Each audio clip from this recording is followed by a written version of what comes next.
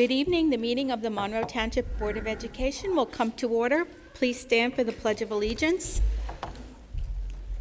I pledge allegiance to the flag of the United States of America and to the republic for which it stands, one nation, under God, indivisible, with liberty and justice for all.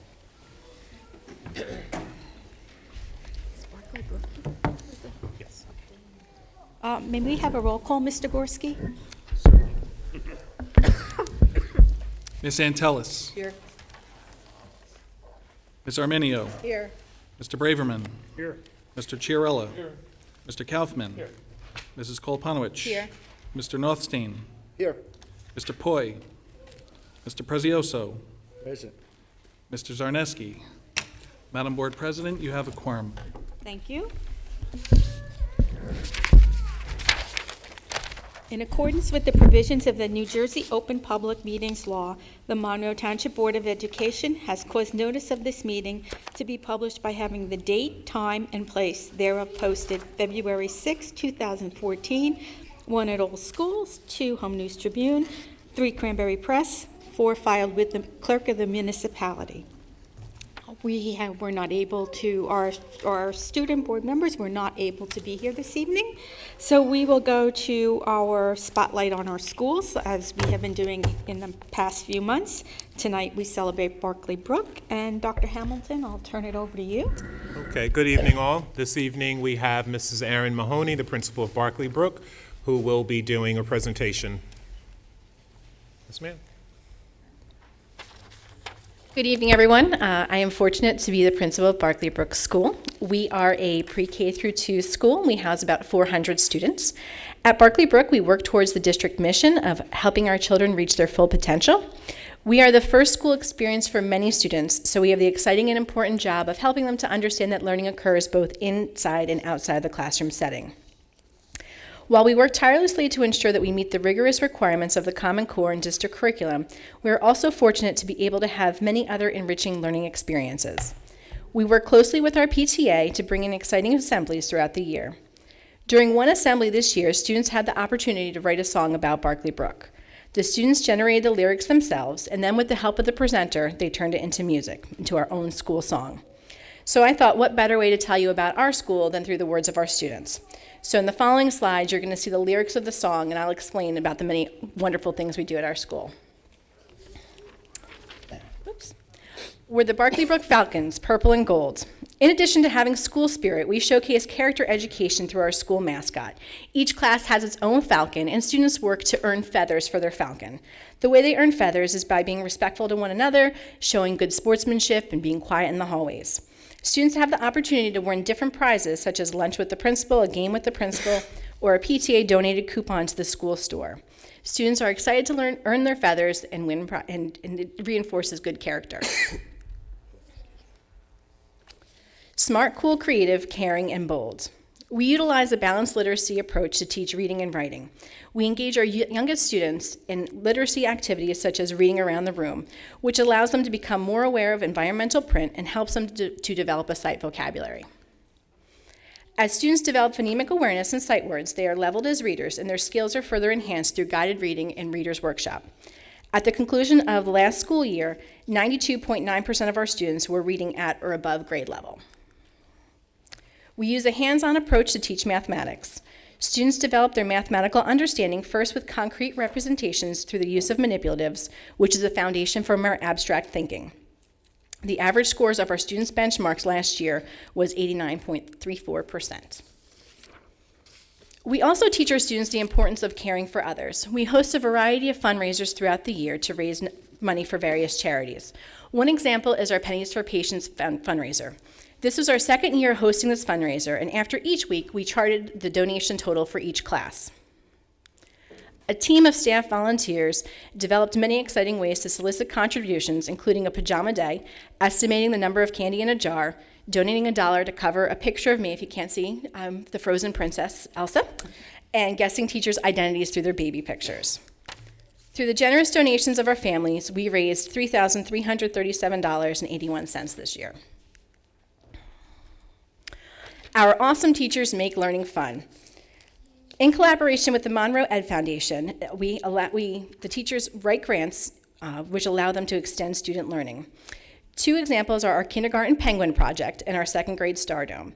Kindergarten classes adopt penguins, and at the end of the unit of study, one of the penguins from Jenkinson's Aquarium comes to visit Barclay Brook as part of an informational assembly. Yes, that's a real penguin. Our Star Dome is an extension of our second grade's astronomy unit of study. Within the Star Dome, students are provided with a close view of the stars in our solar system and leave with a deep appreciation of our universe. Our first grade teachers work collaboratively to develop a unit of study on cultural awareness. Through the Holidays Around the World unit, students traveled to different countries to learn about the culture and holidays celebrated in that country. As a culmination activity, the first graders joined in the cafeteria, held hands, and they sang "It's a Small World."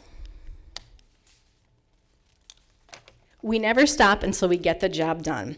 Perseverance is something we emphasize with all that we do. A phrase you will often hear from our teachers is, "When you think you're done, you've just begun."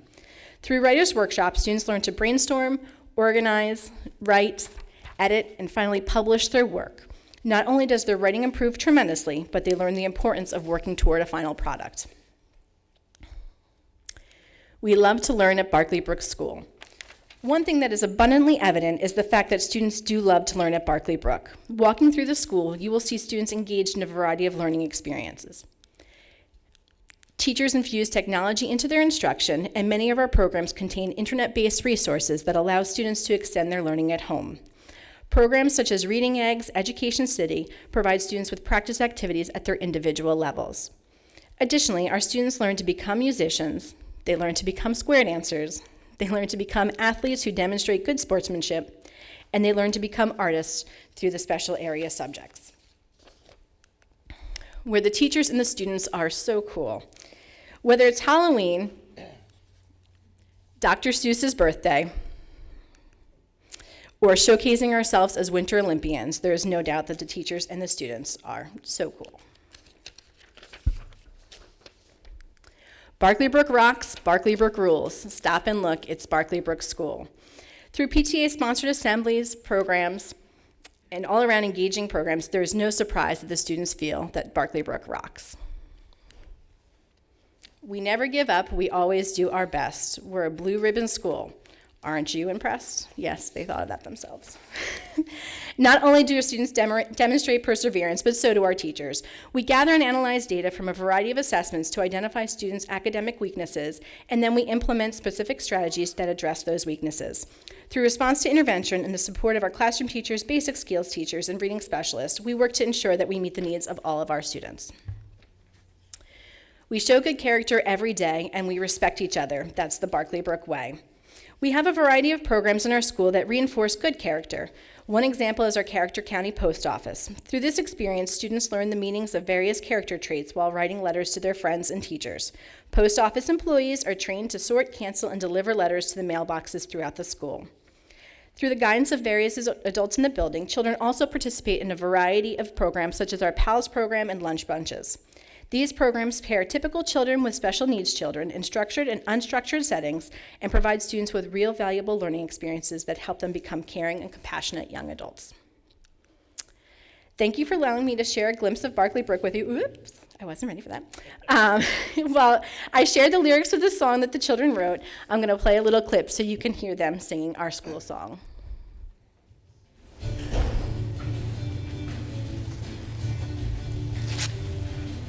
Where the Barclay Brook fountains, purple and gold. Smart, cool, creative, caring and bold. Our awesome teachers make learning fun. We never stop till we get the job done. We love to learn at Barclay Brook School, where the teachers and the students are so cool. Barclay Brook rocks, Barclay Brook rules. Stop and look, it's Barclay Brook School. Sing it again. Stop and look, it's Barclay Brook School. One more time. Stop and look, it's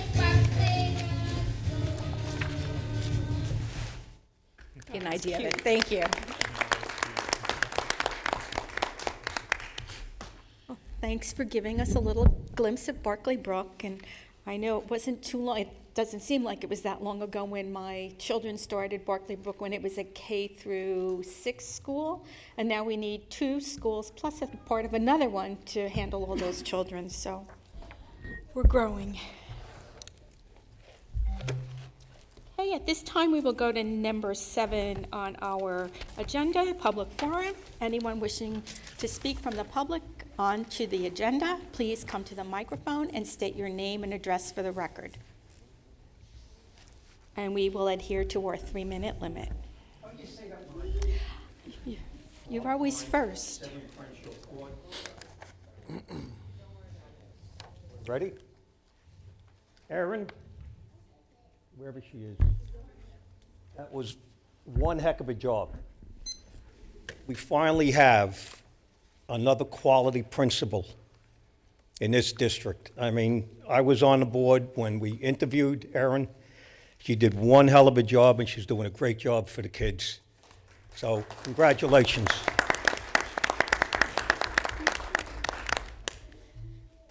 Anyone else from the public wishing to speak to the agenda?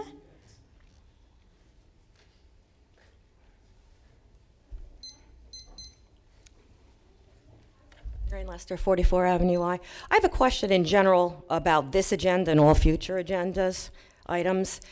This concerns the last January Board of Education meeting. Why did the board suddenly selectively decide on the Tesla hiring vote to enforce the New Jersey statute law that disallows Mr. Zanorsky to vote, and in the past has chosen to ignore the law, as well as your own policy number 014.1, in which the law is cited, and allowed him to vote on similar matters?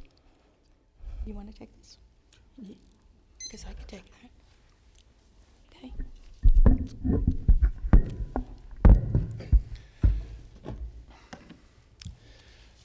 There is a statute, NJSA 18A 38-8.1, which outlines the voting rights for a sending school district. And a sending school district, which would be Jamesburg in this case, has a right to vote on the following topics. Mr.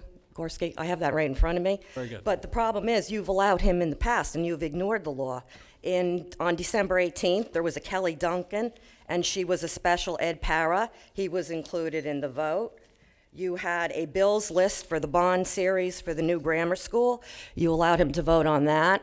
There's a performing arts center where we send the middle school and the high school children, and he voted on the middle school. You don't take separate votes. So in the past, you haven't enforced the statute, and now suddenly we're enforcing it now? That's incorrect. In the past, we did enforce the statute.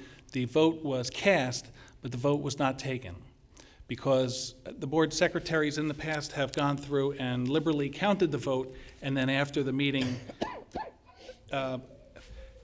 looked at each voting item, and if it did not pertain to one of the 4 items which you're familiar with, the vote was not counted. In all of those instances that you referenced, it wouldn't have mattered if the vote counted or didn't count, because the majority of the members passed in a great number. How can you take a public vote and then say it doesn't count later on? Because most of the votes are by consent roll call, and it's impossible or impractical to distinguish out every single item, whether it's Monroe or Jamesburg. So Jamesburg would be voting yes, with the exception of anything that they're ineligible to vote on. But it should be separate. I know I went online, and Somerville and Branchburg take separate votes. They even asterisk where the ascending district is eligible to vote or not. I'm confident that our voting in the past has been correct and accurate, and it's reflected properly in the minutes. We'll see. Just to clarify, in the minutes, I know we used to, in the minutes, after each, the superintendent report and the superintendent and the BA report, there would be on the bottom of the minutes that the Jamesburg vote only counted where it pertained to the high school issues. Then don't ask him to vote. You can't strike a vote after you've made a roll call vote already. You can't do that. Well, So you've allowed him in the past to ignore the law. No, we have not, and we appreciate your comments. We will have on future agendas the fact that the The Jamesburg rep has the right to vote. We could take a roll call vote on each specific item. We have done that in the past. It took us hours. There are times when there is an issue that pertains to both the high school and the elementary and the middle schools. So sometimes it's impossible for us to delineate specific high school issues. Can't you just group them accordingly then? There has been no legal issue as to why we cannot continue to do it this way. All right, I'll take a look at my minutes. Thank you. Anyone else from the public?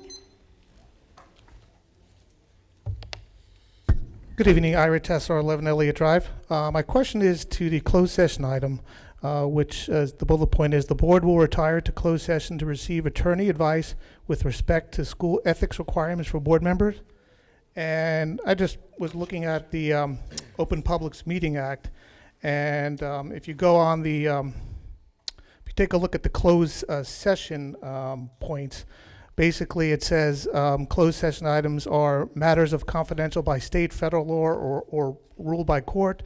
Disclosure would result in unwarranted invasion of individual privacy, or unless a person's affected consents in writing, etc. I'm sure you know all these, but I just wanted questioning which closed session item that refers to, and if there are board members that are violating the Ethics Acts, that should be disclosed to the public after the closed session, because the public, I think, has a right to know that information if there are board members that are violating the Ethics Acts. Well, Mr. Tessler, the board today has received an updated agenda, so that item is no longer on our agenda. We pulled it so that we would like our Lordy to be here to explain some of those issues. So we pulled it for a future meeting. Okay, I was looking at one from the website. I apologize. I know it. We weren't able to get it on the website today. I think I just got my updated version this afternoon. Okay, thank you. I'll hold my question to a future meeting. Thank you. Okay. What?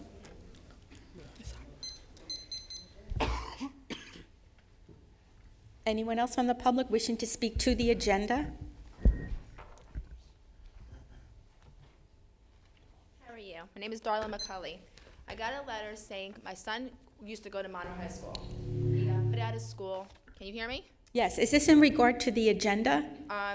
This was a letter that was actually sent to me about, I was actually talking to Dr. Kenneth Hamilton a week ago about my son Jonathan eligibility of going to stay in rugby school. So this Because is, I moved out of my This parents' is- house. You have to hold that for the next public session. the Okay, next because public then can he comment. go to school then still? no, That's no, at this end of at this this. meeting, at the end of this meeting, we have a second public forum. This one right now is to answer questions about our agenda. Okay, now when is that? What time is that going to start? I can't give you time. Okay, it's okay. It's okay. It's near the end of the agenda. Okay. We will go into closed session, and after we come out of closed session, we'll have a second public forum. Okay, thank you so much. You're welcome. Anyone else from the public wishing to speak to the agenda? Klein, 7 Crenshaw. Concerning the vote on the personnel issue that you had, even though I missed it, I was in rainy Florida. I did see it and I did read about it. And in my opinion, if you're talking about nepotism and you're going to vote on nepotism, there were 2 board members that had no right to vote. And I understand that they voted and their vote counts. That's wrong. Their vote should not be counted. They should have abstained or recused themselves. They should never have voted. That's unfair, and that's a mistake. Thank you. Anyone else?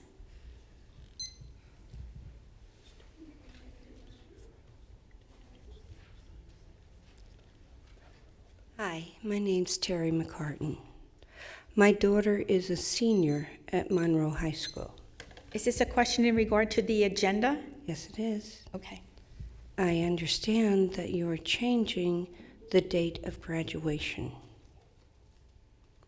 This is particularly upsetting to me because my daughter is going on a school-sponsored trip from Monroe High School that started last spring.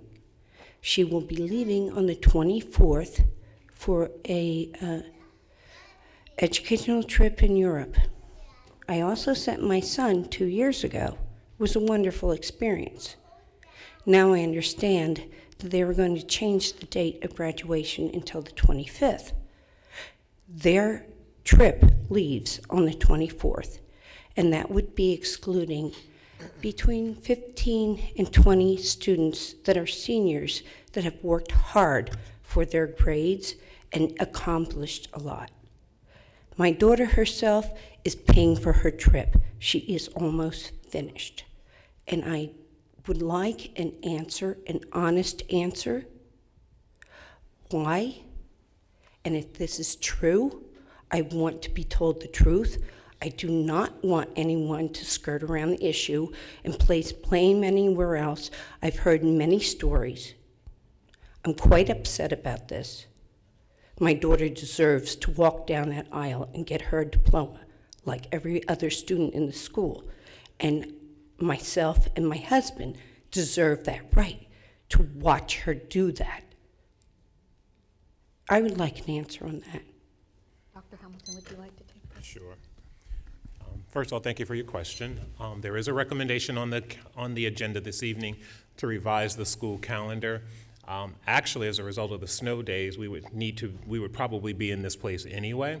But when it was originally, I'm sorry, I don't mean to interrupt you, but in other years, they've been taken off of Easter vacation, they've been taken off of Memorial Day holidays. I'm sorry, go ahead. but in this case, we would have made this recommendation even if we did not have the snow days we had, because we were not able to have the graduation off-site on the original date, which I think was the 21st. Can you tell me why? We were bumped from our date because of a Special Olympics event at that particular venue. I understand that There has that's not the been- truth. there I has- understand Excuse me, Mr. that's not the Dr. Hamilton. truth. I'm Dr. giving you the Hamilton truth is as I, speaking. explaining you the truth as I know and understand it. And the venue, we were bumped from the venue because of a Special Olympics event there, as was East Brunswick. So we have consequently had to either consider changing our date and having it at that particular venue or hosting it here on campus. Ultimately, my recommendation is that we continue to have it at Sunbank Arena, but again, as a result of the snow days, we would be here anyway. Can you tell me why we have $100 million high school? Why can't we have it here? We believe that it would serve the best interests of the kids in terms of the number of tickets they would be able to have and the number of folks they would be able to host by having it off-site. Excuse me, I don't mean to be disrespectful to other families, but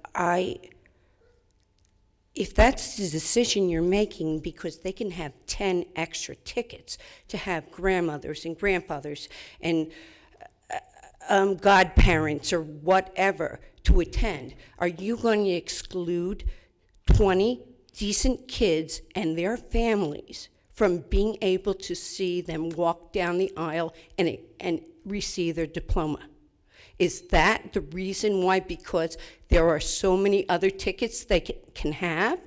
I understand the reason why is that somebody fumbled making the date, and they didn't make the date.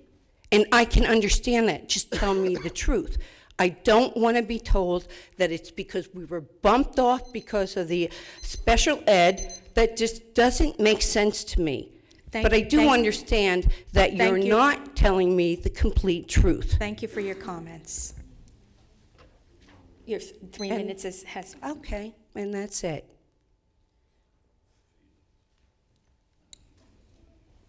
Anyone else from the public? Seeing no one, we will close public forum and go to committee reports. Are there any committees that need to report this evening? Mr. Prezioso? Finance Committee, we discussed the Could you Title I please fund. use the microphone a little closer? Finance Committee, we discussed the Title I fund, and the Saturday Academy program would be held at the middle school because of that fund. We also discussed the ROD grant approval, a MECA update, and the Jamesburg tuition update.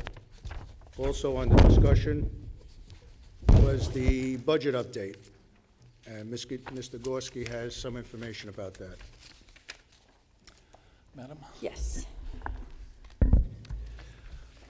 Again, the board had a philosophy development meeting, and because of an increased enrollment of about 200 students, because of state mandates to replace buses, because of facilities that are many years over their useful life as far as roof warranties and leaking issues, and because of increased enrollment leading to the need for an additional child study team, the board decided to go to the very conservative and restrictive state budget cap in order to allow room for these programs to be initiated.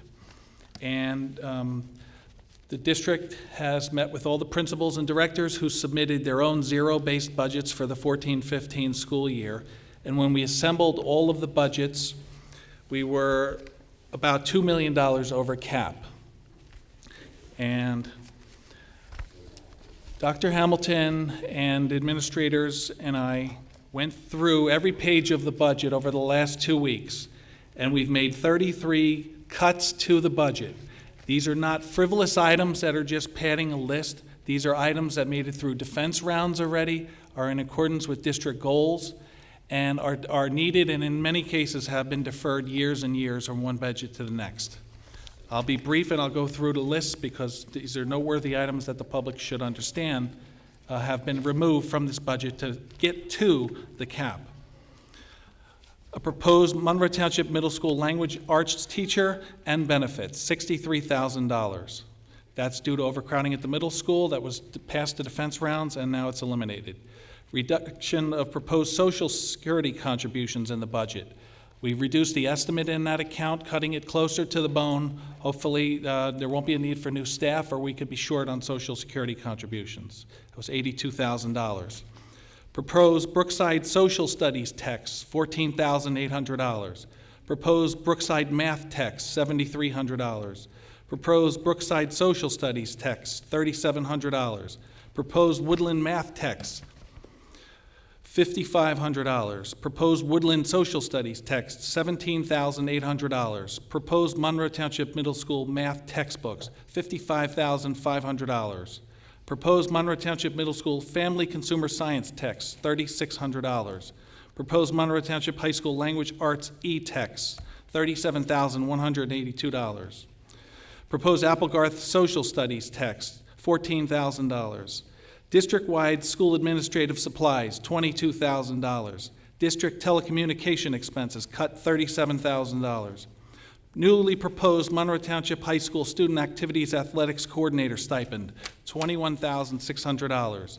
New proposed Monroe Township High School Boys Volleyball Club coach, $2,800. Newly proposed Monroe Township High School Gymnastics Club, $11,500. Newly proposed Monroe Township High School Swim Club, $11,500. Newly proposed Monroe Township Middle School Sound System for cafeteria, $7,000. Also at the middle school, a large format printer, $2,500. Proposed Workstation Specialist Leader stipend, $5,000. Reduction in projected tuition reimbursements to staff, $12,400. The lease purchasing of equipment, including buses and a facility vehicle that's rusted through over a 5-year period instead of an outright purchase, saves $100,900. Reduction in maintenance supplies, $15,100. Program reduction of extended school year from full day to half day, $150,900. Removal of budgeted scanning document system for special education, $18,700. Scope reduction of carpet and VCT tile replacement at Barclay Brook School, $34,000. Monroe Township Middle School construction scope reductions to create internal space renovations pursuant to the decline from the ROD grant, $295,500. Transportation elimination of non-hazardous courtesy busing and elimination of non-hazardous bus stops and consolidation of routes, $384,100. Reduction in proposed energy rates, $180,900. Reduction in proposed health insurance rates from the initial Horizon proposal, $750,000 that was negotiated today with threats to leave and go to another carrier and rescind on our agreement to pay the termination reserve. Elimination of taped broadcast public meetings, $10,100. Reduction in existing non-instructional staff. This is an existing position of a staff member with benefits, $74,000. It's a total of $2,450,000. All of these items, again, passed defense rounds, are desperately needed throughout the district, and have been cut to get down to cap. Mr. Prezioso? Did the board members get a copy of that, Mike? Being that this is a dynamic instrument and it was just prepared this afternoon, I have not sent it to the board yet, but I'll be happy to do so. Okay, thank you. Are there any questions from board members? If I can just, if I may, Mike, and what does, I know you and I have talked about it, but for the benefit of the group, where are we in terms of our potential calculated tuition rate and over adequacy spending? Sure. Because of the imposed cap to budgets in 2010, coinciding with district-wide increased enrollment, the per-pupil costs, especially at the high school level, which is the report that we were focusing on, have dropped steadily over the last 4 years. The 11-12 actual high school tuition rate was $16,564 per pupil. The 12-13 actual high school tuition rate dropped to $15,900. They've been on a steady decline for the last 4 years. Adequacy spending went from $13 million over adequacy to $7.5 million over adequacy to $6.5 million over adequacy in the last 3 years, and is expected to continue to decline into the 14-15 budget. And where that comes into play is the state's adequacy calculation determines equalization aid. That's the largest, most substantial type of state aid, and Monroe gets 0. The average Middlesex County districts get over $20 million per year of equalization aid. And by reducing our over-adequacy spending would enable us to better qualify for equalization aid and also categorical aid, which is phased out, again, because of over-adequacy status.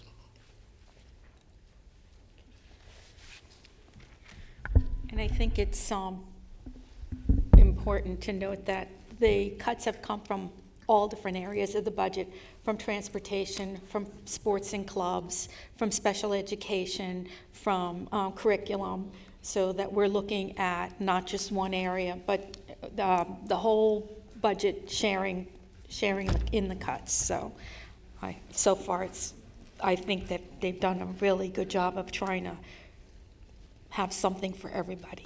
Madam. Cut. And just one final note, if I may. The preliminary budget adoption is on March 17th. That's 2 days after the township certifies the ratables. And that budget, which will be presented on March 17th, is due to the county office Thursday, March 20th. That gives us 48 hours to produce the budget to the township. I spoke to the the county school business administrator, and I told him, because we're waiting for the extended ratable certification, which is usually January 15th and is now March 15th, and that pushed this timetable for the preliminary budget adoption to March 17th. That only gives us 48 hours. What happens if the board doesn't furnish them with a budget by March 20th? And the answer to that is it could affect the certification of the school administrators, and it could also jeopardize the entire state aid award that the district might be eligible for. Not just the general fund aid, but the debt service aid that comes through and is also substantial. So again, the preliminary budget adoption is March 17th. The final budget adoption is the latter one where the board has an opportunity to make changes to the budget in the interim. That date is Monday, April 28th. Very important dates in the budget calendar, which is posted on the website. And we're going to approve the revised budget calendar tonight, right? Yes, ma'am. Okay. And we've also added another finance committee meeting, which I believe is the 19th, Mr. Prezioso? Yes. At 7 o'clock. Mr. Notstein? First of all, I want to thank Mr. Gorski for all his hard work. Especially that $750,000 reduction is quite stellar, and I understand that just came in this afternoon. So that's amazing, and that's just great news. I have a question with the over adequacy. I see we're basically down to $6.5 million in our over adequacy budget, and we're still not really seeing any gains in our what do they call it, capitalization, or in that part of the equalization rates that you were talking about. What would we need to get to? Madam? Sure. On the state aid award printout, which I could furnish you a copy with, there's a particular schedule called page EQA, and that determines your equalization aid, and that's where it gets that term from. And for the 13-14 school year, the adequacy budget calculated by the state, and as we've mentioned previously, the adequacy budget is a hypothetical model that the state has come up with based upon certain spending categories for what a teacher and benefits should cost, how many children should be classified as special ed, calculates that a district with our enrollment that's projected by the state also is $78,854,045. The local fair share that was calculated by the state was $78,887,786. So you can see those two figures are very close. Any additional cuts of even a few $100,000 could have had an impact, making us more eligible for categorical aid and possibly for equalization aid. Thank you. Any other, is it committee report or question? Question. Mr. Chiapella. What is the debt service aid that we receive from the state? Or how much is it? Yeah, the state offers districts two types of help when it comes to financing school facilities. One was a Section 15 grant, which we applied for with this school, and that's where you get an upfront grant in order to fund the school's construction and alleviate the need for going for bond. And the other is Section 9 grant, and that's where the state reimburses you as you make your principal and interest payments down the road. And our annual budget for debt service aid is about $600,000 to $700,000 a year. And that offsets the debt service tax levy to be raised to pay the bond's principal and interest in the next year's budget. Any other questions? Are there any other committee reports? Mr. Kaufman. Yes, there was a curriculum committee this evening. We had a presentation by Michelle Critelli on the RISE program. It's a fairly local nonprofit organization that's going to look to interact with our AVID students to develop programs which has to do with community service and leadership training. Sounds like a very good program. It will be no cost to the district whatsoever. And the staff, Michelle Critelli, and I forgot, I'm sorry, the Renata McKenzie, will be providing support for the group while they're meeting here at the high school. So again, there would be no cost to the district. The committee reviewed curriculum documents for cabinet making, advanced materials, and methods for technology, photography, culinary, and arts 1 and 2, CAD, and drafting. We also got an update from Bob Mealy, which is related to an effort that I asked the group to look at last year. As some of you may remember, I had made a recommendation that we take a look at expanding our culinary arts program to see how we can take all the facility type of things that we have here, and we have 3 commercial grade kitchens, to try and use that knowledge and that expertise and that capacity to start building an enterprise level type of fund so we could start maybe making some extra dollars for the district.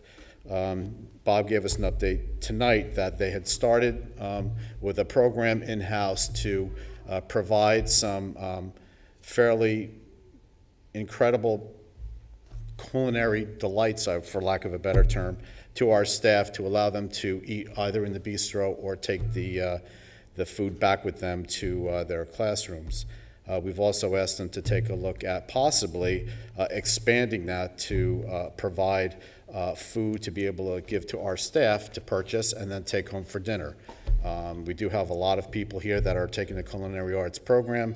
It's one of our most successful programs here at the high school, so we're going to look to try and see where this can go. There's a lot of different things. Originally, if some of you may recall, we were looking at trying to offer catering type of services through this building. As some of you may know, we host the yearly Teacher appreciation dinner, which is done completely by the staff, and it's done here, and it's an incredibly great evening. So more to come on that. We also got a co-curricular activity update by Greg Byer. He provided us some information regarding clubs and activities from the past 2 years. So we did see adding and deletion of a few clubs. Red Cross and Latin Honor Society are two of the newer clubs. I don't remember the ones that were deleted, but we had talked about that in a prior meeting. So we do have some clubs that have been taken off the roster. And for those of the public that wish to know, I don't have the exact number, but we have about $200,000 that the district spends for all schools that would really be the high school and the middle school on these co-curricular and after-school type of activities. We don't really have this type of stuff at the elementary schools. Jeff also went over some statistics over, if some of you may recall, I asked to get more detailed level information on the school test results. Jeff provided us some feedback. There are some schools within the district that are going to need a little bit of help to be able to start coming up to the bar a little bit more. We're going to identify where the needs are and start developing an action plan so we can get all the schools where they need to be. I think that was about it. I think that's all we covered. Any questions for Mr. Kaufman? Okay, any other committees?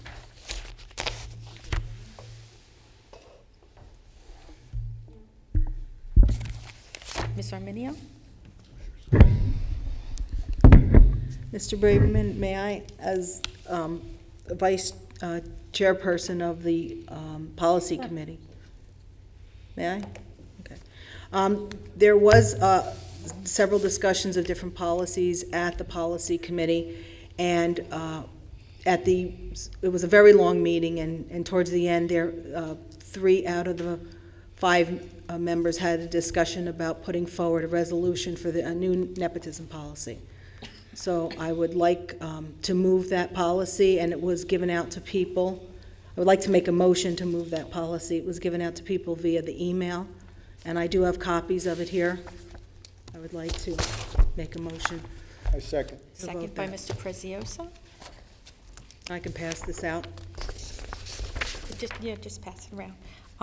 Any comments or questions on the policy, or have you not seen it?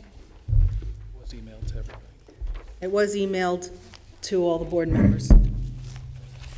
And I believe it's not the policy, it's just the revisions to the It's a revision of the policy, correct. Any comments or questions? Ms. Antelis? I didn't support this last time, and I'm not going to support it this time, just for the same reasons. Shouldn't vote on it anyway. Anyone else? Mr. Notstein? Yeah, basically, it's my understanding that several, or actually a few board members had requested that we strengthen the nepotism policy. I think basically the things that were added to this policy, since this is a mandatory policy by the state, basically it looks like it's just going to be increased from 6 months to 1 year for board members, immediate families to get a job in the district.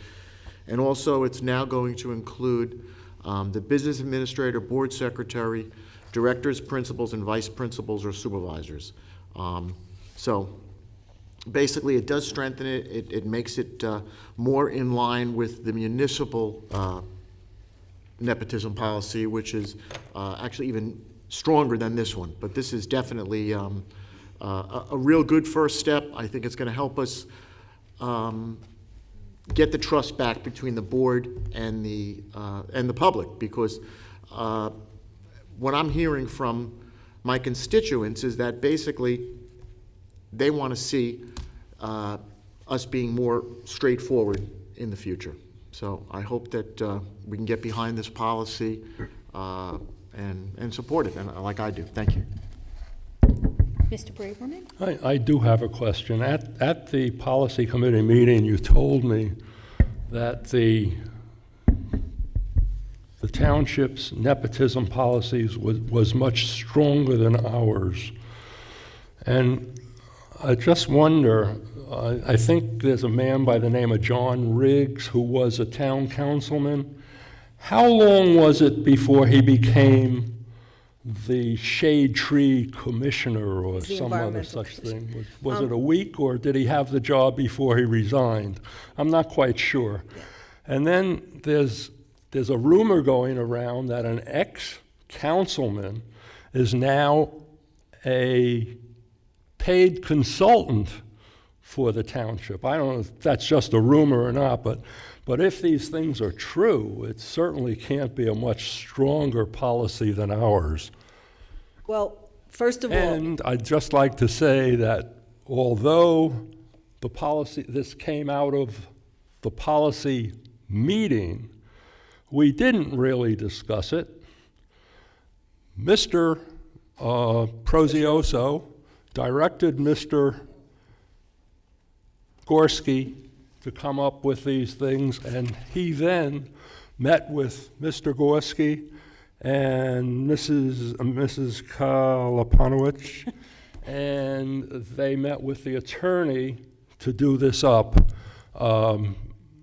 So it never came to a vote on the policy committee, wasn't ever recommended by the policy committee, but I think it's fine that you're bringing it up, because after you're done with the nepotism, you can start working on things that have directly something to do with kids, like the boiler in the Applegarth, like so many other things that we should be dealing with. And my constituents say, isn't that ridiculous that you people are wasting so much time on this nepotism policy? Can I ask a question? Mr. Kaufman? Yeah, it's really just a question. I just want to dovetail onto what Marvin said. At that December meeting when this all came up to head about voting for it or against it, we also had a large contingent of parents that were very concerned about the policy related to the state championship and the national championship for the marching band. And I don't know if it was discussed at the policy meeting, but the focus needs to be kids. While this is very important, that's really important, because at the end of the day, whether or not we approve this policy or not, I don't know if it would impact anybody immediately, yet the policy related to the marching band gifts impacts people right now today. So that's all I got to say about that. Well, in answer to that Mr. particular point, they're doing a survey on those awards, and we're coming to a conclusion soon, I think. Mr. Chiarella? I just have a question about who can vote on this, because there seems to be some question about that. I don't know if we could sort that out before we vote on this. The whole board can vote on this. It's a policy that affects everything that the whole board can vote on all of our policies. The only person who cannot vote on Monroe policies is the Jamesburg rep. Mr. Prezioso? Getting back to taking care of kids, we're trying to take care of a piggy bank here. That's our job. And if in the future, if somebody gets a job that shouldn't be getting a job, just in case, we're saving money. And it's not fair to the taxpayer if they have to see what we're doing here. If we're not stepping up and saying, hey, let's take care of business first with hiring, and then we'll take care of our kids. It's no big deal. What are you so afraid of? What are you so afraid of? I'm not afraid of anything, But the fact of the matter is, Mr. you're Braverman? taking care of business and then the kids. You don't belong here. We take care of the kids first. We should be advocates for kids. Is there anyone, Ms. Arminio? Yes. Policies are, there are nepotism policies, as are there other policies, because they're necessary. So every policy that is in the board's purview, I would imagine, especially since it's state mandated, is a necessity to at least have the discussion. To my esteemed colleague's point, Mr. Braverman, we did have the discussion. The discussion has been ongoing for several months, so I think it's time to put it to rest. I absolutely agree that it's time that we have a vote and we have people, voting how they feel and what they've said, and it belongs to be taken care of. Also, any violations that the township has of their own policy would be a shame, and people should be taking a look at it, because a strong policy has to also be enforced. So, and that's any policy that we put forward. So thank you. Okay, anyone else? Okay, then we're going to have a roll call, but before we do, this is the first reading on this policy. Should it pass, then we would have the second reading at our next board meeting. No. This is a revision. It's not a new policy. Only one reading. I can address that. Can you use your microphone, please? Sure. Yeah. This is a material revision to the policy that was proposed at the prior meeting. When there's a material revision to something, it has to be reintroduced for a first reading. So it's council's view that because the nature of the revision, that it should be reintroduced or it should be presented as a first reading and then voted on subsequently. That's consistent with the requirements of policy changes. Okay, so we'll have a roll call.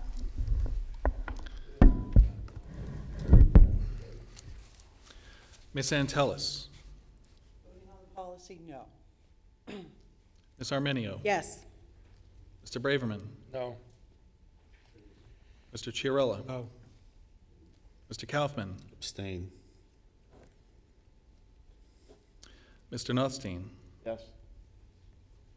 Mr. Prezioso. Yes. Mrs. Koloponowicz. No. Madam Board President, motion for the nepotism policy does not pass. Okay, thank you. Okay, is there any other committee reports? Then we will go to the superintendent's report with Dr. Hamilton. Okay. Good evening again, all. Before I get into the body of my report, just a couple of things I'd like to share with you. One is I visited Mikey one day last week. He is coming along very nicely. His parents will actually be guests on Champions of Education next month, so you'll be able to hear from them firsthand how he is progressing. But the family again expressed their thanks and appreciation to the schools and the entire community for the way you all have rallied around them during this very difficult time. But I was able to be with Mikey while he was having physical therapy, and he is coming along very nicely. Also, the performance reports were released last week, and these school performance reports compares Monroe schools with schools that are not comparables or not like schools. However, our schools still do compare very well. The data management software, which is referred to as NJ Smart, contains some errors which the state has adjusted. However, in the most significant area, which really reports the number of students who receive free or reduced lunch, we're having some challenges getting the state to make some adjustments to that. And I think I know I shared with you a letter that I sent to the state asking them to revisit that. But the report indicates that Monroe has 0 students in the middle and high schools who are eligible for free and reduced lunch. And that, of course, puts us in like districts like West Essex, Livingston, districts that also have no students that are eligible for free and reduced lunch, so that significantly changes our comparables. So I am soliciting the state to correct this data so that we can accurately report how we are being ranked and so that our progress can be appropriately compared to like districts. So I'll keep you abreast on our progress in getting that information corrected.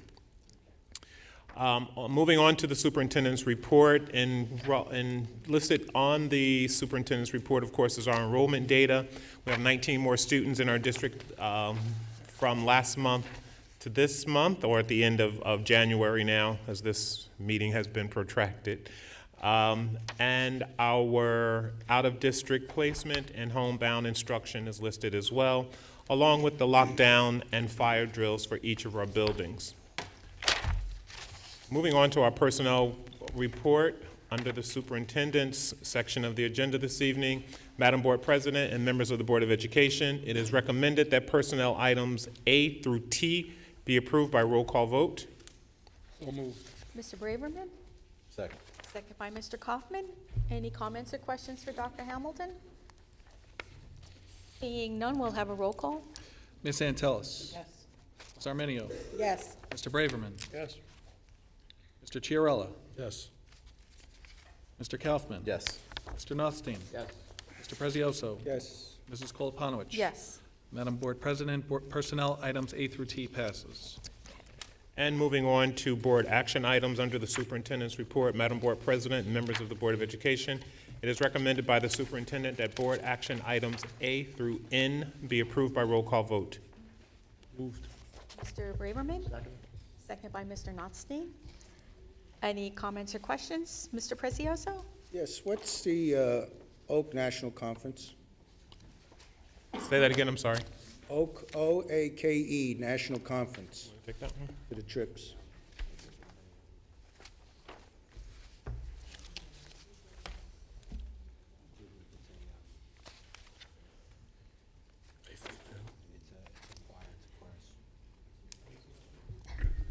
It's a chorus concert. It's a chorus convention for our chorus students. There's two here for $2,100 each for one day.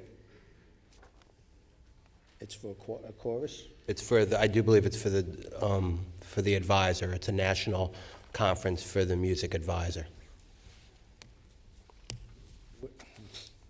Is that okay, Mr. Prezioso? Anyone else? Just on F. Mr. Chiarella? F? That, I'm on the right spot, right, with the school calendar? Is that the right F? All right. I want to just Yes. state again that I know this isn't talking about the venue for graduation, but I've talked about it before, about bringing it back home and using this facility. And I understand the reasons why, but I just think that we need to be mindful of what we're spending. And I understand all the weather issues and all the things that can happen, but I just think that that's important. And I also think that before we extend the school year, we should look at taking President's Day and those kind of days first. So I'm going to be voting no on F. Just for your information, on the revised calendar, there is a clause on the calendar that will take President's Day if we need to close school again this week, which looks like it's inevitable. So depending on how, whether or not the board approves this, I'll be putting notice out to parents, just advising them, since this will be have a pretty immediate impact on their schedules. But that is one of the options that is listed on this revised calendar. Mr. Notstein? In the same vein as Mr. Chiarella's comment, how many days do we actually add? We've added 5 days to the end of the calendar, is that? We added 3. We already had 2 in the calendar. Okay. And we're adding 3. I mean, if we took away from, say, spring break or something, would that be something we could look into, and that could also help the situation with these 20 students that are going on this trip? I need to confirm that data, frankly. Tonight was the night first I heard that, so I don't know how accurate that is, quite honestly, or what options may be available for those students if that is, in fact, accurate information. Okay, well, if we could really do whatever we could to possibly change that, because it just doesn't seem like it's a very good situation if, in fact, it is accurate as was presented. And as far as the venue for the graduation, I definitely disagree with Mr. Chiarella on that. I think that is the last thing we'd want to do would be to bring that back here, because then we also lose down the road the option of going back there. So I really don't think that's a good idea, but I definitely think that we should see if we can look into doing something with the end of those days so that we don't have to impact those students. Thank you. Mr. Braverman? It's interesting that Mr. Nordstein mentioned that trip. And I understand we're not discussing that trip, but we are discussing the graduation. And wouldn't it have been appropriate for somebody at that table to say to that lady when she said a school-sponsored trip, it's not a school-sponsored trip? Isn't it a trip that some teacher is putting together to go to Europe? And if that's true, somewheres along the line, the paperwork should say it's not school-sponsored and we have no liability? I'm not sure which trip, honestly, the speaker is referring to. We're getting Excuse me, the public is not able to speak at this time. I'm not sure which trip the speaker is referring to. We are going to do some investigation on that, but I would not want to see 20 kids omitted from graduation either, quite frankly. So we will definitely look at that. Ms. Antelis?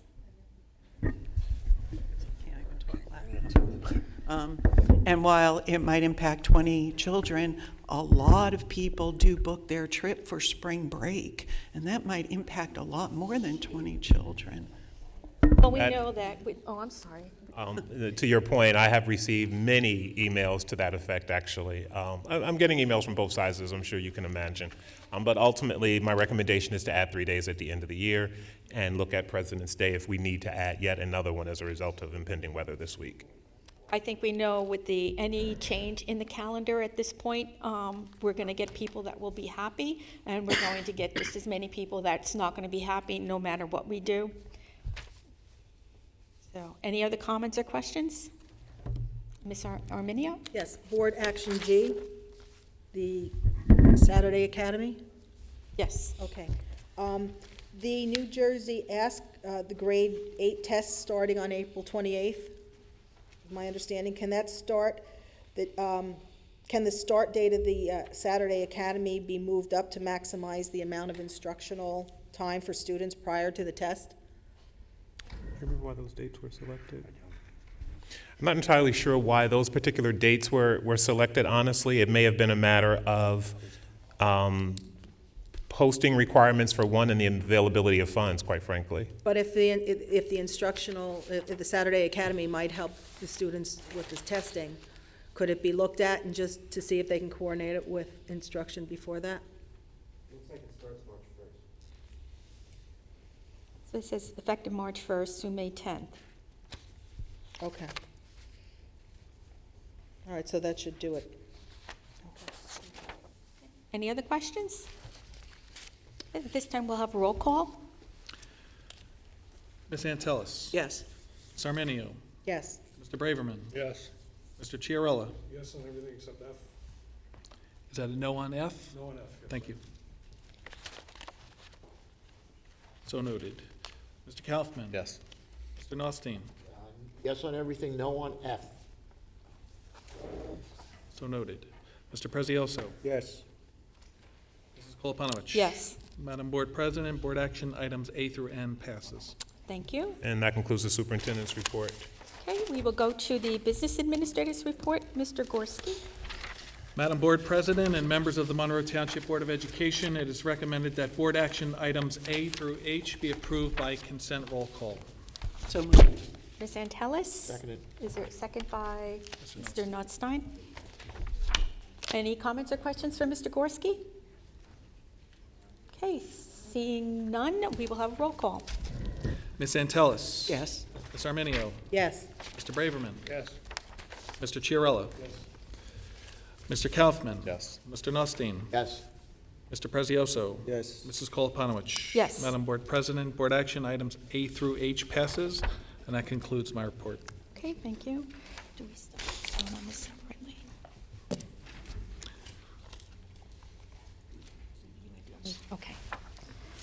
we'll go to the board president's report, and I will try to keep this short. I was on the website the other day for the township, and I noticed a new name underneath the planning board. So I believe that Mr. Chiarella has been appointed as an alternate member of the planning board with voting rights. So I'd like to congratulate you, I think. And it's good to have a member of the board on the planning board. So I think this will be good for all of us. Not that we don't hear from everybody what's going on in the district, but I congratulate you on that appointment. Thank you. I'm sorry, that does not have to be, it's in the report. Okay. The second thing, and I don't know that if Dr. Hamilton has mentioned this or not, but he has been invited to attend a superintendent's summit in Phoenix, Arizona in March. It's an invitation-only event organized by the District Administration magazine. The purpose of this summit is to provide participants with a high-level networking and professional development in key areas related to K-12 leadership, which includes technology, special education, curriculum and assessment, and business and finance. The cost of attending the summit, which includes airfare, hotel, and meals, will be underwritten by the District Administration Leadership Institute. And it's another opportunity for Monroe to get their name on the map and for Dr. Hamilton to network with others to exchange ideas and programs. And I think that's a great opportunity for both you and Monroe Township. Thank you for sharing that. You're welcome. Thank you. And the only other thing I wanted to say in regard to the budget this year is any of us who are reading Facebook has noticed there's been a lot of activity in regard to the reassessments and reevaluation of our homes. And I've seen where many people are angry because their taxes are going to be going up a lot. Other people are very happy because their taxes are going down. And it's going to be a little kind of off for the Board of Education this year because we really don't know how the school taxes are going to affect everybody. No matter what we do, there will be people that are really happy and people that are not happy. But I think you'll have to take that into consideration, that not everything is going to be the fault of the Board of Education because there's so many things going on with the assessments. So I think we just need to keep that in the back of our minds. And that concludes my report. So we will go to other Board of Education business. Is there any other business from any member of the Board of Education? Mr. Chiarella? Yes, and thank you, Madam President, because you gave me a good segue here. And I understand what you're saying when you say, you know, it's not the fault of the board, and I agree with that. I think that the Board of Ed has done a lot to try to mitigate increases, to try to cut costs, and try to do everything that we possibly could in order to still give provide our students with a very good education. And I think that we're still over inadequacy. There are a lot of reasons that we're over adequacy, and I don't know that we'll ever get to that $78 million without causing irreparable harm to the district. But when you look at the tax burden and you look at what our taxpayers are paying to fund the schools and to fund the town overall, 67% of that comes from us. So I think that we've done a lot in trying to get more aid. You know, we've done a lot in cutting. We cut busing. We did a bunch of different things that we thought would make the state happy and would give them a reason to smile upon us and give us more money. And still we end up with, you know, $400 per student, which doesn't help when you have $15,900 per pupil costs. $400 doesn't even buy Band-Aids. So I think that it's time for us to act. I think it's time for us to do something. We've worked with our state senator, to put forth legislation for S2307. I don't know where that is right now at this point. It doesn't seem to be anywhere. I know we're waiting, and I'm hearing things that things are looking better and things like that, but we don't have time to wait. We don't have another year. We don't have 2 years. We have people who are in a difficult situation right now. And we're really between a rock and a hard place, because on the one hand, we want to fund fund education and do the right things, and on the other hand, we're bearing nearly the full burden for this. So I think that we need to sue. I think we need to sue the state. I think we need to take matters into our own hands and fight. One of the things that I am opposed to, though, and I just want to make sure everybody understands that, I'm opposed to unilaterally cutting, where we just say, oh, we need to reduce adequacy, we need to reduce funding, we need to cut taxes, so we need to just gut and cut our school system. That's not what I think we need to do. I think we need to fight for our share so that we can continue to provide a quality education for our students. And doing it the other way, where we unilaterally just cut, is going to do nothing but destroy the school system, which is going to eventually destroy real estate values. So we're really in a hard place right now, and I don't think we could wait for somebody somewhere to say, okay, Monroe, we're going to listen to you now. And I do appreciate the efforts. I do appreciate, the school lunches and, the things that we're doing to try to increase our funding by showing them that we're not a wealthy, rich district, but I think we have to do more at this point. Because I remember we had this conversation maybe 3 years ago, and we talked about at that time about suing the state, and it was our attorney's advice that it would cost us a huge amount of money and we probably wouldn't win. And at that point, the board had said, we would be wasting a lot of money to not get anything. So. And with all due respect, I remember that. Yeah. And I remember that was, I agreed with that at the time, because I figured, well, we're going to throw good money after bad and maybe spend millions of dollars and then get nowhere. But the fact of the matter is we took an alternate route. And the alternate route was to cut after school busing and to cut this and to cut that and to reduce adequacy, and none of that is working. And I'm hearing from people who were always hardcore supporters of us, of the school system, who are now saying to me, what do we do? It's getting hard for me to even survive here. I don't know if I'm going to be able to live here anymore. And these are people who have been here for 20, 30, 40 years who are now really struggling. And again, I'm not looking to take the knife and just cut and say, okay, state, just keep us categorized as a wealthy district and keep giving us $400 a student and we'll just decimate ourselves. That's not what this is about.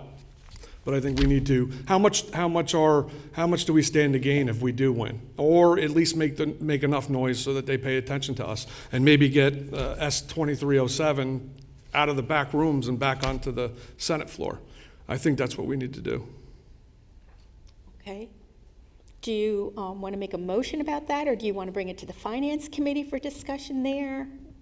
I don't know what a motion would do at this point, but I think if we could discuss. Well, I'm not on the Finance Committee, so I would have to hope that they take it under advisement and look at it. But like I said, we don't have another year or 2 years to wait for this. I mean, this is something that I think that, we have people that need relief now. We have senior citizens in our community who are living on fixed incomes, who are, with interest rates that are being held down artificially at near zero, who aren't making any money on their, on the money that they're holding, and they're eating into their principal. That's a recipe for disaster.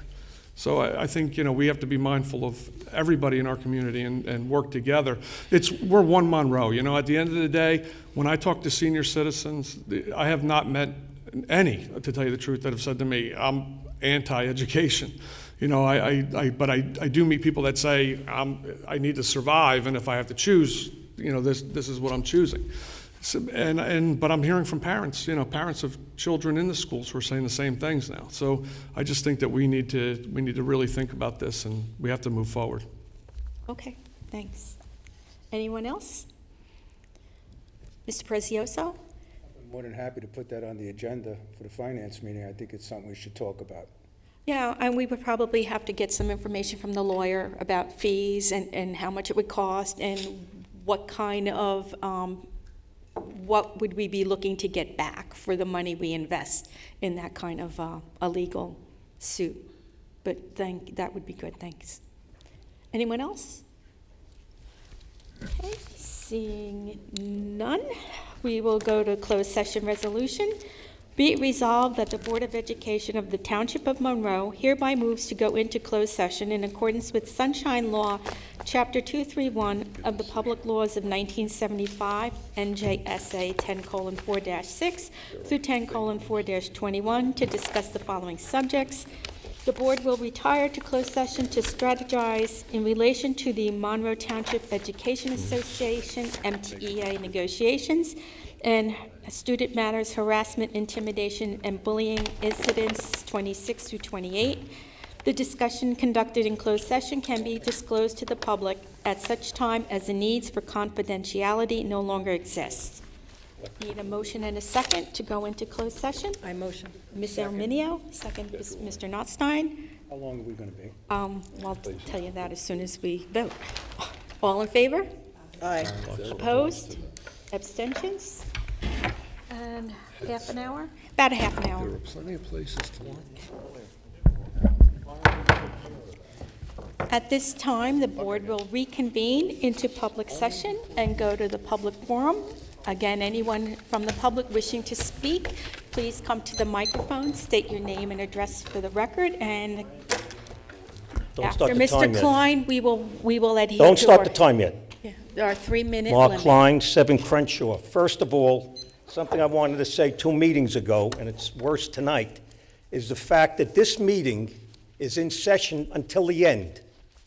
You're having a public section now where people are able to bring up their other concerns. Ms. Antilles has not been here after a closed session for at least 4 to 5 meetings. Lou Kaufman, who I was going to compliment, is not here. So I look at it as a resident that these people don't care about us. They don't want to hear what our concerns are. What I wanted to compliment Mr. Kaufman on is when you had the vote on the nepotism, he did the right thing. He abstained. That was the right thing to do. Miss Antilles didn't abstain. She voted. And if she didn't vote, then the vote would have gone the other way. Or if you would have tabled it, Doug Poy would have had a fair chance to vote, and you would have, I don't know whether the Jamesburg representative would be able to vote, but it would have been a whole different thing. She had no business voting, I'm sorry.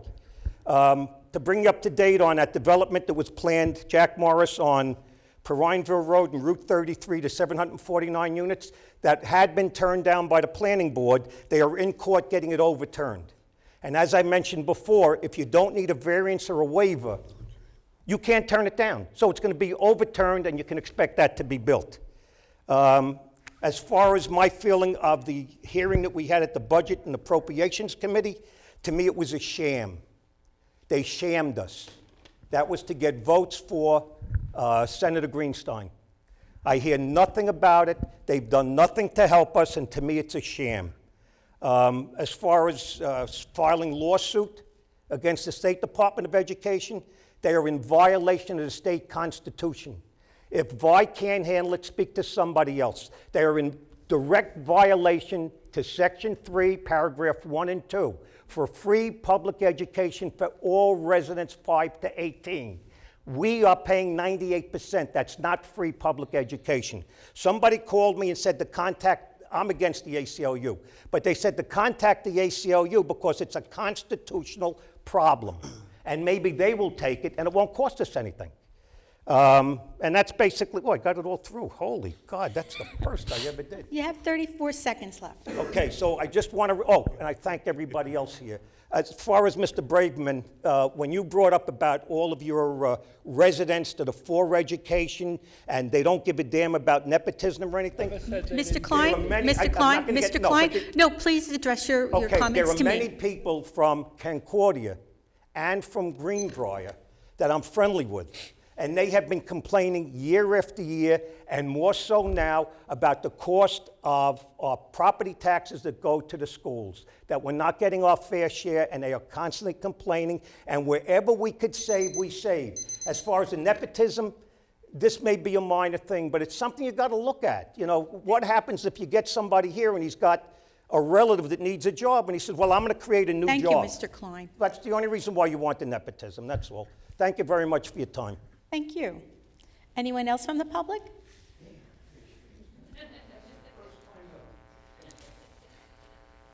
Don't go like this.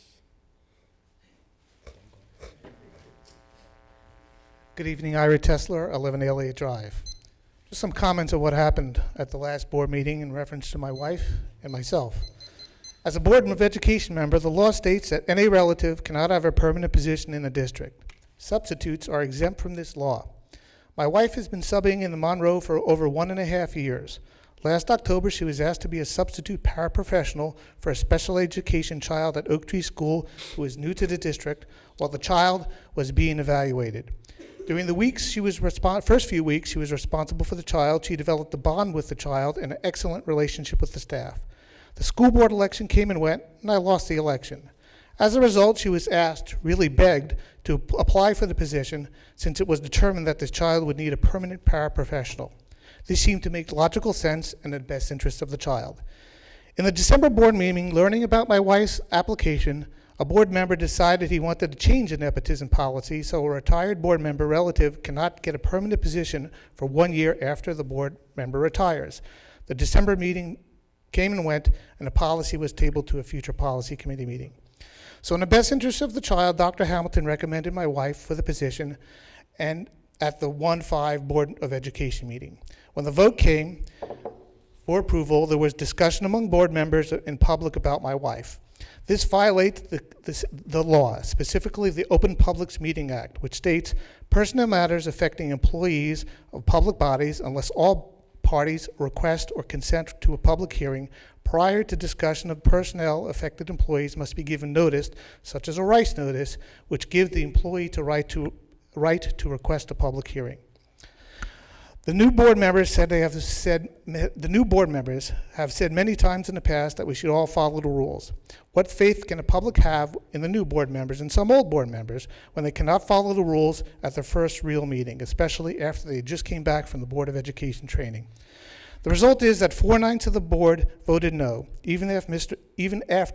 Norstein said that he did his research and my wife is qualified for the job.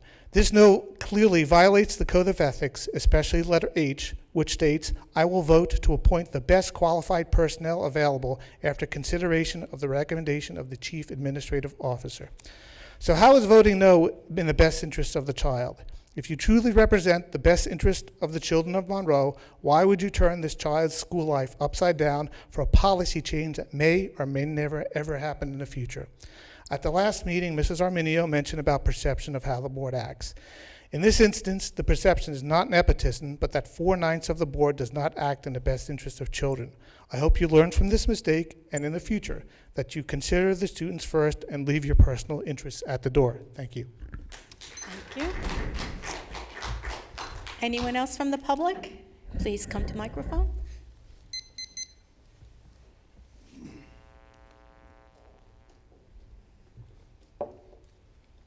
I'd just like to make a quick statement. Could you please give your name? Oh, I'm sorry.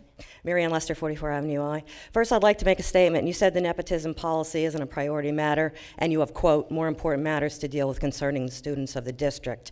And while book knowledge is important, things like teaching them integrity is important too, because after all, children learn by example. And then I just have one question. Other than the principal for the new school, is the Jamesburg tuition up to date for our town? Mr. Gorski? Thanks. For the 13-14 budget year, which we are in right now, the Jamesburg tuition payment that has been made to the district has deducted the interest portion related to the sharing of interest costs on the bonds for the high school, which they utilize. That's not a surprise. The district anticipated that. That's contested by Jamesburg, and the matter is now before the commissioner. But the tuition itself, is that up to date? It's paid with the exception of the interest portion. Okay. And were the administration contracts signed? The new contracts? Yes, ma'am. What were the increases for that? The increases were 2.25 for the first year, 2.0 for the second year, and 2.0 for the third year. And the contract resulted in a net savings to the district over the 3-year period because of concessions made by the Monroe Township Administrators Association. Okay. Okay, and we can find that on the PERC, the Public Employees Relation Commission website. After it's signed, there's a law that within 15 days it has to be posted. So. Yes, ma'am. Okay. We've always sent the contracts to them. I don't as soon see it as they've been online. executed. A lot of towns are behind, and I don't see our district up to date, the school board. Okay, thank you. Anyone else from the public wish to speak?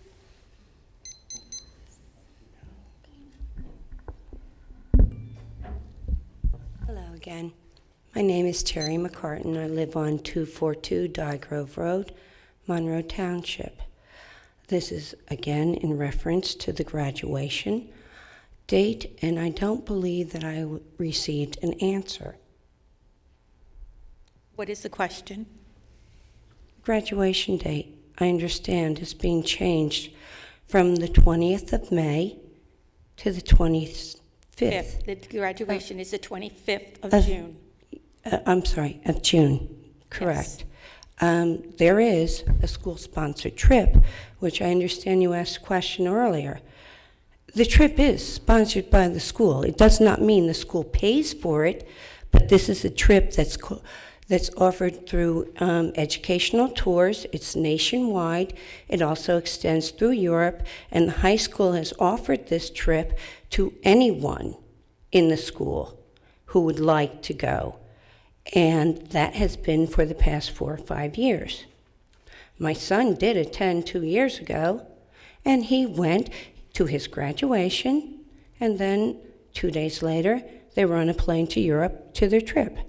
And I also want to, again, let you know that this is something my daughter saved for a year. She's paid for it herself.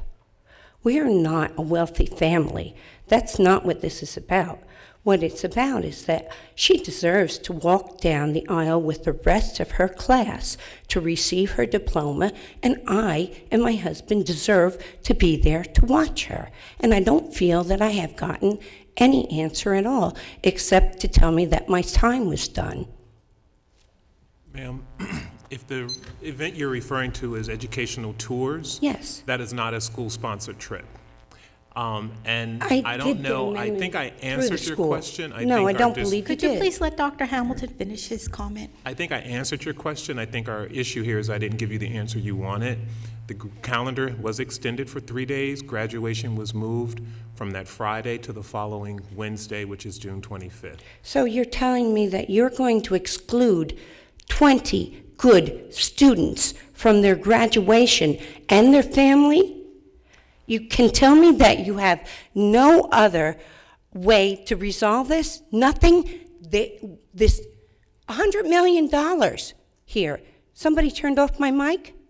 $100 million in the school. Are you telling me we can't have it here?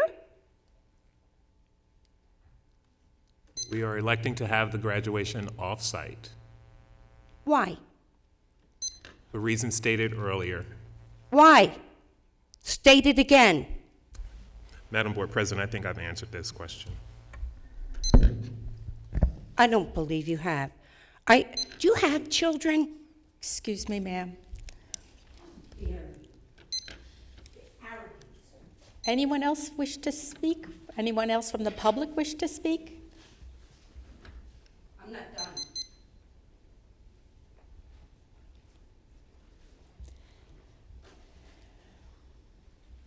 Hi, Bob Zaglarski, 162 Tournament Drive. Before I arrived at this meeting, I was at the council meeting, and I was there talking about my idea of sewer connection fees for school facility renovations, and just wanted to let you know that I told the town council that the Board of Ed has been spending more and more time discussing facilities for 2 reasons. Basically, you have a 5-year long-range facility plan that includes 124 projects totaling almost $8 million. We're talking about serious money and serious business because one of the projects is a partial re-roof of the middle school and for about $1.6 million. Another is a window replacement project for $1 million. You're also talking about the fact that you're experiencing classroom overcrowding because your population growth rate, as stated by you, has been about 200 a year. We all know that with more students come the need for more classrooms, and you've got pent-up demand as evidenced in your document budget philosophy for fiscal year 2014-15, which you approved in November of 2013, which would include a $2.2 million project entitled Renovation of the Middle School for Capacity Generating Classrooms to address the overcrowding issue. And you were looking for a ROD grant, a regular operating district grant, and unfortunately it was denied. I'm sorry to hear that. But another word that I've heard is referendum. And I highlighted your dilemma, the fact that you're relying on budgeting for new classrooms in your general fund budget, which is one way to fund these things, or do you go to a referendum? You could do things quickly if you budget it out of your current expense budget, but you really you can't keep up with the demand. You can't build the classrooms when you really need them. You can't fix toilets. You can't fix heating systems when you really need it because you can't take 30 years to do it. So I'm back to my idea of sewer connection fees, and I brought it back to the Township Council and told them to share at least a small portion of the millions of dollars generated by sewer connection fees that the Township Council uses regularly to balance their budget. We're approaching, by the way, about the $50 million mark for over a 5-year period. I told them if they could find $600,000 of this money a year for the next 5 years, a total of $3 million, it would go a long way to help the board utilize that money as part of their local share for these regular operating district grants, and told them how it would be beneficial to taxpayers because when you get a ROD grant, 40% of that ROD grant is funded by state aid. That's a form of state aid that this district can get anytime it can find the local share for it. So if the Township Council could help you come up with that local share, taxpayers would definitely be affected beautifully, as well as the children and the Board of Ed. Thank you. Thank you. Anyone else from the public wishing to speak?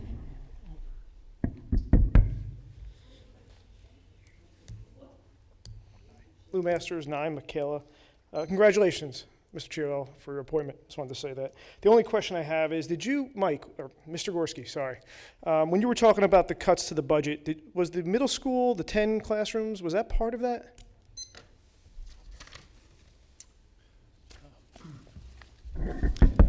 Yes, in part. The district applied for a ROD grant, regular operating district grant, to cover 40% of the costs of the internal renovations at the middle school, which we've referred to in the past as the stopgap measures. The state has denied that project. Therefore, the district would have to budget for the full amount. So we have scaled back that project to approximately about a $250,000 range for the total project. How many classrooms would that get us? A few. I would say about 4 to 5. Those are the I don't know. It's changing the science labs into classrooms. Splitting up the art rooms still? And if you want more information specifically about that, you're welcome to speak to Mr. Tague. That's all right. But it's a shame we had to scale back that project because that is really one of the most imperative ones that we get to because we have space constraints at the middle school. I agree. I think it's a bad idea. I think that's it. Have a nice night. Thank you.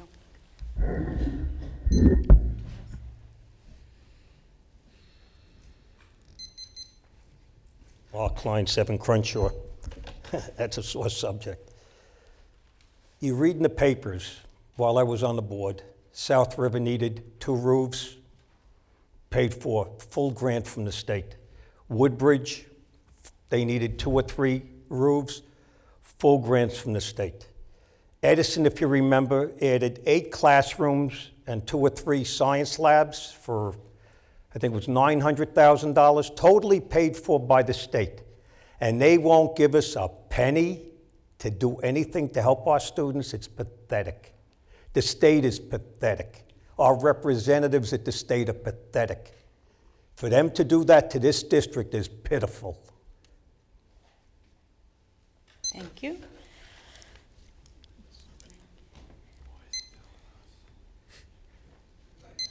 Ira Tesla, 11 Elliott Drive. Just one quick comment about when the nepotism policy was brought up. I believe the nepotism policy, you have a right to vote on any policy you want, of course, and any policy changes, but I believe it should have been put on the agenda for the next meeting, so if the public wanted to do so, they would have a right to comment on it. Being introduced the way it did, the public had no pre-knowledge of the vote, pre-knowledge of that this nepotism policy was brought up at the meeting, and we didn't have a right to comment on it because the public forum was already passed, and by the time the second public forum came around, it would be too late. So in the future, obviously you can vote on anything you want, that's fine, no problem with that, but if a policy should be put on the agenda and be put on the attachments so the public can review it before, and in this case, it should have been brought up at the next meeting so the public would have a right to comment on it before vote. Thank you. We'll take that under advisement. Anyone else from the public?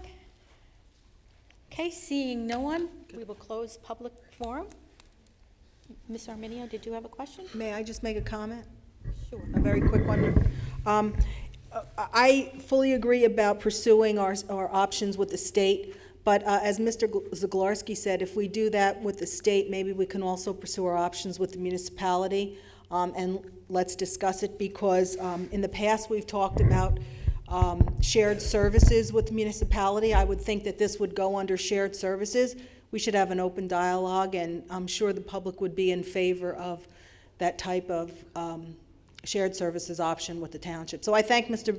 Zaglarski, and I think for doing all the research and everything that he's done, and I do believe it was asked at a council meeting, and there's no prohibition to asking for the funds to be shared with the Board of Education. So I'd like to see that pursued as well.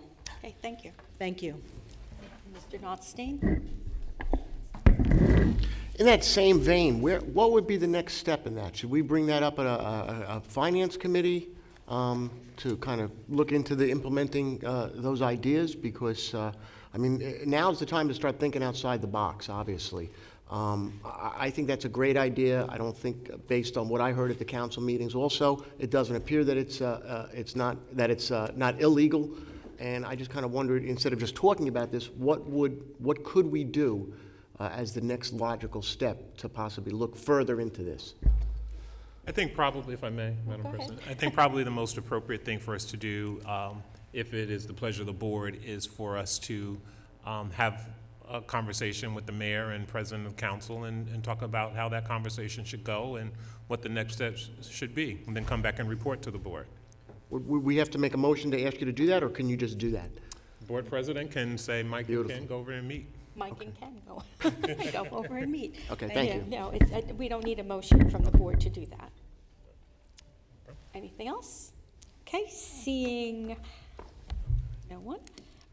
The next scheduled Board of Education meeting is Monday, March 17th, 7:00 p.m. at the high school for the preliminary budget hearing. Motion to adjourn? So moved. Mr. Notstein, Mr. Braverman, all in favor? Aye. Opposed? Abstentions? Meeting is adjourned.